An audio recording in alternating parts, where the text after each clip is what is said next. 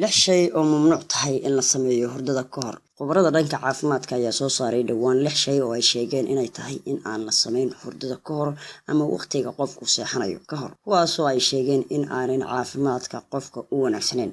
Lixdaasi shay ayaa ah kuwo dadku sida caadiga ah u isticmaalaan, waxaana ugu horeeya in qofku iskaga tago moobilkiisa habeenkii oo aanu dhigin agtiisa, iyagoo ku sababeeyay inuu soo daayo radiation ama shucaac sun ah oo qofka waxyeelo soo gaarsiin kara. Talabaad ayay ku sheegeen inuu yahay cunto badan oo la qaato marka la seexanayo ka hor, taasoo iyaduna keeni karta inuu qofku xanuunsado.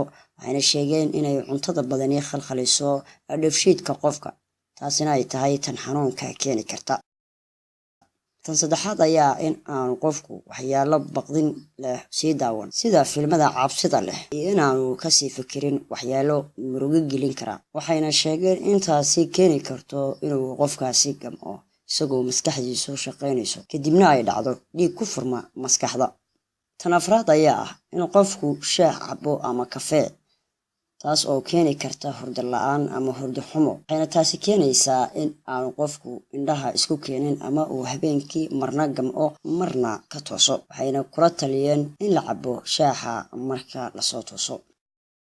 Tan shanaad ayaa ah leyrka guriga oo isagoo shidan ama daaran la seexdo. Waxayna khubaradaasi sheegeen in uu sababi karo leyrkaasi shidani in uu cillad ahaan waxyeelo keeno iyo qofka oo ku gami waaya leyrkaasi, sidaasina uu ku hurdo beelo. Tan ugu dambeysa ayaa ah jimicsiga iyo ciyaaraha. Waxayna khubaradani sheegeen in qofka oo hurdada ka hor jimicsadaa ay keento inuu waqti badan dib u soo jeedo, maadaama uu jirka kiciyey. Wuxuuna jirku u baahan yahay waqti uu ku dego, maadaama uu wadnaha garaaciisu kor u kacayo, sidoo kalena u baahan yahay waqti uu ku dego. waad ku mahadsantihiin daawashada muuqaalkan kooban. Fadlan janalkan subscribe saar, sidoo kale like, comment iyo share-na waa lagaga baahan yahay.